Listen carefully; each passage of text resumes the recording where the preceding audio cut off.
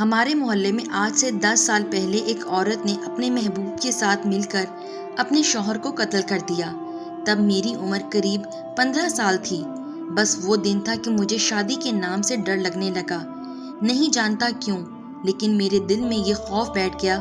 مجھے لگتا تھا میری شادی ہوئی تو بیوی مجھے بھی مار دے گی۔ میں ڈرنے لگا۔ کہیں پہ بھی کسی عورت کو دیکھتا تو نفرت بھری نگاہوں سے اسے دیکھتا۔ میرے دل میں ایک انجانی سی آگ بھڑکنے لگی تھی۔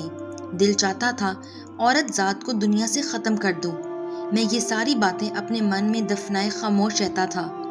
میرے اسکول کی پڑھائی مکمل ہوئی، کالج چلا گیا۔ میرے دوست جب بھی اپنی محبوبہ کا ذکر کرتے تو مجھے یوں لگتا سب قاتل ہیں، سب نے اپنی معشوقہ کے ساتھ مل کر اس کے شوہر کو قتل کیا ہے، یا یوں کہہ لیں میں پاگل ہو چکا تھا، لیکن میں ظاہر نہیں ہونے دیتا تھا۔ خیر، کالج ختم ہوا، قسمت اچھی تھی، مجھے پولیس میں جاب مل گئی۔ پولیس میں بھرتی ہوتے ہی میرے دل کو کچھ سکون ملا۔ کم سے کم اب میں قتل نہیں ہوں گا۔ گھر والے میری شادی کی بات کرنے لگے، لیکن میں ہر بار غصہ کرتا اور چلا جاتا۔ شادی کے نام پہ بابا کو حیرت تھی، آخر کیا مسئلہ ہے اسے، شادی سے اتنا ڈرتا ہے۔ کبھی کبھی تو میں 10 دن گھر نہ آتا۔ مجھے لگتا تھا گھر جاؤں گا تو شادی کی بات کریں گے۔ میں نے سن رکھا تھا عورت بہت مکار ہوتی ہے، یہ سانپ سے بھی زیادہ بے وفا اور زہریلی ہوتی ہے۔ بس میں بھاگتا رہا شادی سے۔ پھر ایک دن بابا کو ہارٹ اٹیک آیا اور وہ بہت بیمار تھے۔ میں پاس بیٹھا تھا۔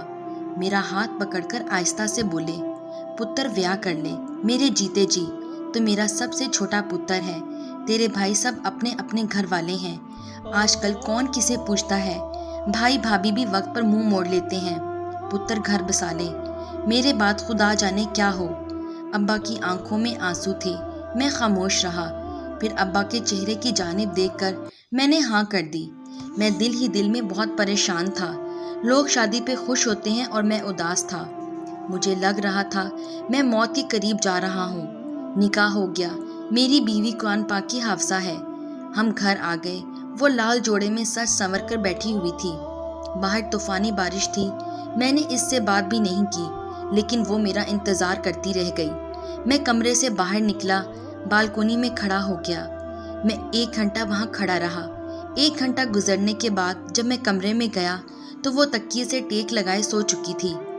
اچانک بجلی گرجنے سے اس کی آنکھ کھل گئی۔ جاگتے ہی مجھ سے معافی مانگنے لگی، تھکن کی وجہ سے آنکھ لگ گئی تھی۔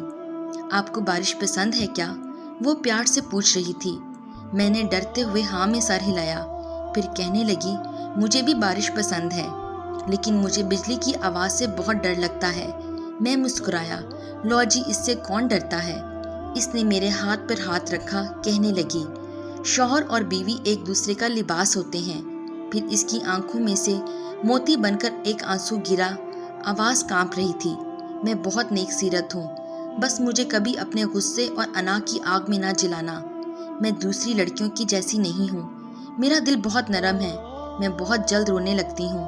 مجھے جھگڑا کرنا نہیں آتا، مجھے چالاکیاں نہیں آتی، مجھے کوئی بھی برا کہہ دے خاموش رہتی ہوں۔ مجھے شکوہ کرنا نہیں آتا، مجھے خواہشات کا اظہار کرنا نہیں آتا، میری خاموشیوں کو سمجھ جایا کرنا، اور ہاں، کبھی میرا ہاتھ نہ چھوڑنا۔ میں نہ چاہتے ہوئے اس کے آنسو صاف کیے۔ کہنے کو وہ میری بیوی تھی، لیکن میرا خیال ایسے رکھتی تھی جیسے میں کوئی چھوٹا سا بچہ ہوں۔ میرے کھانے پینے سے لے کر میرے سونے پہننے تک میں 15 گھنٹے ڈیوٹی کر کے تھکا ہارا جایا کرتا۔ گھر آتا اس کا مسکراتا ہوا چہرہ میرا منتظر رہتا۔ جتنا بھی تھکا ہوتا، اس کے خوش اخلاق اور گلابی چہرے میں نہ جانے کیا تھا، اسے دیکھتے ہی میری روح کو سکون مل جاتا۔ میں امی ابو سے ملنے کے بعد اس کے پاس جاتا، میرے چہرے کی جانب دیکھ کر مسکراتی ہوئی کہتی، آپ تھک جاتے ہیں، اتنا زیادہ اپنا خیال رکھا کریں۔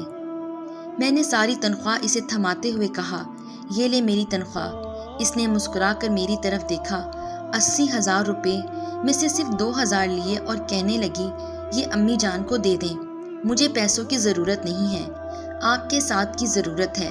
میں اس کے اس رویے سے متاثر ہوا، جبکہ آج کل ہر ایک لڑکی یہی چاہتی ہے اس کا شوہر جو کچھ کما کر لائے اسے ہی دے، نہ کہ اپنے ماں باپ کو۔ اور اس کی سوچ آج بھی کتنی مختلف تھی۔ یقین کریں، میں اس دن اس کا مکمل ہو گیا۔ بہت معصوم سی، ہر بات پہ یقین کرنے والی، کبھی مجھ سے جھگڑا نہیں کیا، ہاں کبھی اسے ڈانٹ دوں تو چپ ہو جاتی ہے۔ میں مذاق سے اسے کہتا تھا دوسری شادی کر لوں گا، تو پیار سے کہتی بالکل کر لیں، مجھے میرا حق مل رہا ہے، میں خوش ہوں، کر لیں۔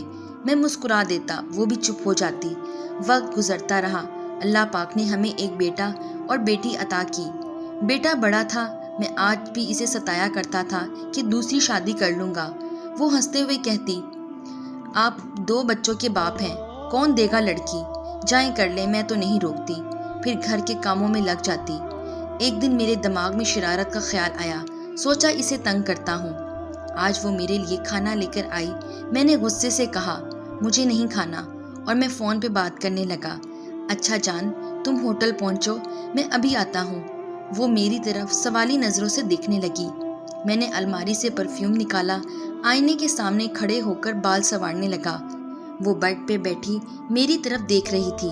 میں اچھے سے تیار ہوا، کمرے سے باہر جاتے ہوئے اس سے کہا، اب سے عادت بنا لو اکیلے کھانے کی۔ اس نے کھڑے ہو کر میرا ہاتھ پکڑا، آپ ایسا کیوں کہہ رہے ہیں؟ میں سخت لہجے میں بولا، تم ہی کہتی تھی دوسری شادی کر لو، تو میں دوسری شادی کر رہا ہوں۔ لڑکی کے ماں باپ نہیں ہیں، بیچاری بے سہارا ہے، نیکی کا کام ہے، تم بتاؤ کیا چاہتی ہو؟ نظریں جھکا کر بولی، آپ کی خوشی میں میری خوشی ہے۔ میں نے کہا ٹھیک ہے، پھر تم بچوں کے ساتھ دوسرے کمرے میں شفٹ ہو جانا، یا نہیں دلہن آئے گی؟ اچھا تم کو کوئی اعتراض تو نہیں؟ میرے چہرے کی جانب دیکھنے لگی، میرا ہاتھ اپنے ہاتھ میں لیے۔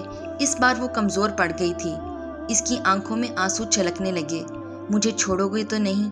وہ آہستہ سے بولنے لگی، مجھے بس کبھی نہ چھوڑنا، میں ہر بات مانوں گی آپ کی، بس مجھے اپنے دل سے کبھی نہ نکالنا۔ وہ دن بھر کی تھکی ہوتی تھی، گھر کے کام کرنا، پھر بچوں کو سنبھالنا، تھکن اس کے چہرے پر تھی۔ میں نے سخت لہجے میں کہا، اچھا نہیں چھوڑوں گا۔ اچھا وہ میرا انتظار کر رہی ہوگی، تم کھانا کھا لو۔ وہ کیسے کھانا کھاتی؟ کبھی اس نے میرے بنا کھانا کھایا ہی نہیں تھا۔ چپ ہو گئی۔ میں نے بائک سٹارٹ کی اور چلا گیا۔ 12 بجنے والے تھے، میں گھر آیا، کمرے میں داخل ہوا۔ وہ ابھی بھی رو رہی تھی، اپنے کپڑے الماری سے نکال کر ایک بیگ میں رکھ رہی تھی۔ دونوں بچے گود میں اٹھائے ہوئے تھے۔ مجھے دیکھ کر بولی، کل میں دوسرے کمرے میں چلی جاؤں گی۔ اس کی آنکھیں سرخ ہو چکی تھیں۔ میں مسکرایا، بچوں کو بیڈ پہ لٹایا، اس کے آنسو صاف کیے، پھر اس کی آنکھوں میں دیکھنے لگا۔ اس بار اس نے نظریں جھکا لیں۔ وہ مسلسل روئے جا رہی تھی۔ میں نے ایک بڑا سا کیک اس کے سامنے رکھا۔